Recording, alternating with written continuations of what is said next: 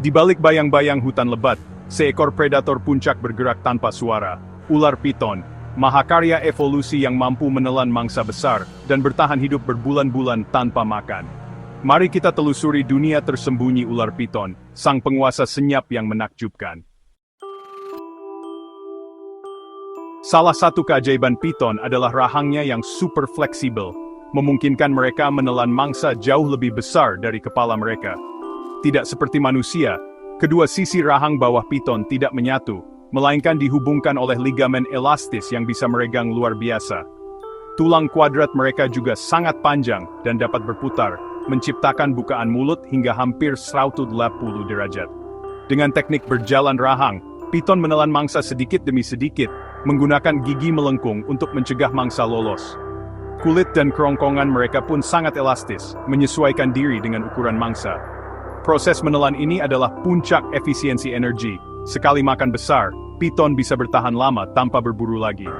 Setiap aspek anatomi rahang piton adalah adaptasi ekstrem untuk bertahan hidup di alam liar. Jadi saat melihat piton menelan mangsa besar, itu bukan kerakusan, melainkan strategi bertahan hidup. Radet site this all time on a distressed finkam. Piton adalah raksasa sejati di dunia ular.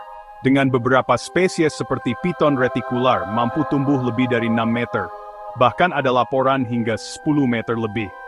Ukuran luar biasa ini memungkinkan mereka memangsa hewan besar seperti babi hutan dan rusa. Pertumbuhan mereka bertahap, dipengaruhi genetika, umur panjang, dan ketersediaan mangsa. Di Indonesia, piton retikular terbesar pernah ditemukan dengan panjang hampir 14 meter, meski angka ini sulit diverifikasi. Semakin besar piton, semakin sedikit predator alami dan semakin besar mangsa yang bisa ditaklukkan. Ukuran bukan hanya soal pamer, tapi strategi bertahan hidup. Piton besar adalah penguasa ekosistemnya. Setelah makan besar, piton bisa bertahan hidup berminggu-minggu hingga berbulan-bulan tanpa makan lagi. Sistem tubuh mereka beradaptasi, organ pencernaan membesar, metabolisme melambat drastis, dan energi disimpan dalam bentuk lemak. Selama masa ini, piton beristirahat di tempat aman, mencerna mangsa secara perlahan. Efisiensi ini memungkinkan mereka bertahan di lingkungan dengan makanan yang tidak pasti. Mereka tidak perlu berburu terus-menerus, mengurangi risiko cedera. Di pedirilan, piton, bahkan bisa benar ambachechis, anatoris, in vada life beings fit to vound and there was by the scenes. Berbeda dengan banyak reptil lain, piton betina menjaga telurnya dengan penuh dedikasi. Setelah bertelur, induk melilit telur-telurnya, membentuk inkubator hidup untuk melindungi dan menjaga suhu tetap stabil. Selama 2 hingga 3 bulan inkubasi, induk tidak makan sama sekali. Beberapa spesies bahkan bisa menghasilkan panas dengan kontraksi otot, menjaga telur tetap hangat. Pengorbanan ini memastikan lebih banyak anak piton menetas dengan selamat. Setelah menetas, induk yang kelelahan akhirnya meninggalkan sarang untuk mencari makan. Perilaku ini sangat langka di dunia ular. Dedikasi induk piton adalah kunci sukses generasi berikutnya. Ketika piton Burma diperkenalkan ke Florida, mereka menjadi predator puncak tanpa pengendali alami. Populasi mereka meledak, memangsa mamalia lokal, dan mengganggu keseimbangan ekosistem Everglades.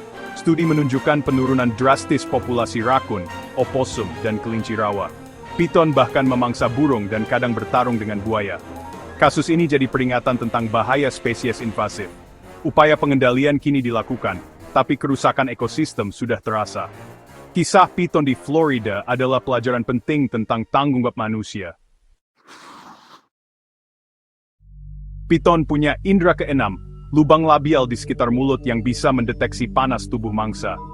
Organ ini memungkinkan mereka melihat dalam gelap, membedakan bentuk dan suhu mangsa. Dengan penglihatan termal alami, piton bisa menyerang dengan presisi, bahkan di malam hari. Kemampuan ini juga membantu mereka mencari tempat hangat atau menghindari predator. Evolusi organ pengindera panas ini juga terjadi pada ular lain secara independen. In Minglace, pimpinda the thin deads rise from insurance, yet spun airs. It besides this sally send dulsgrenreth baits that time leave.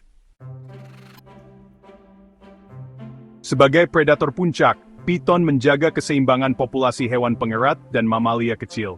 Tanpa mereka, populasi tikus dan kelinci bisa meledak, merusak tanaman dan menyebarkan penyakit. Piton juga memangsa hewan lemah atau sakit, membantu menjaga kesehatan populasi mangsa. Jika piton hilang, ekosistem bisa terganggu parah. Mereka adalah dokter ekosistem yang menjaga stabilitas lingkungan. Peran mereka sangat vital bagi kesehatan hutan dan padang rumput. Piton and sebagai flat-footed swingworm. Meski besar dan kuat, piton jarang menyerang manusia kecuali merasa terancam. Mereka lebih suka menghindar daripada berkonfrontasi. Serangan biasanya terjadi jika habitat mereka terganggu atau mereka merasa terpojok. Manusia bukan mangsa alami piton, tubuh kita tidak sesuai dengan profil mangsa mereka. Kasus piton memangsa manusia sangat langka dan terjadi dalam kondisi ekstrem. Dengan memahami perilaku mereka, kita bisa hidup berdampingan dengan aman. Piton hanya ingin dibiarkan sendiri di habitatnya. Piton sering disalahpahami, padahal mereka adalah makhluk luar biasa hasil evolusi. Dari rahang fleksibel hingga pengabdian induk, piton adalah arsitek ekosistem yang tak terlihat. Memahami peran mereka membantu kita menggantikan rasa takut dengan rasa hormat. Mereka bukan monster, melainkan bagian penting dari alam yang harus kita lindungi. Hidup berdampingan dengan piton adalah kunci menjaga keseimbangan lingkungan. Jika kamu suka video seperti ini, jangan lupa like, subscribe,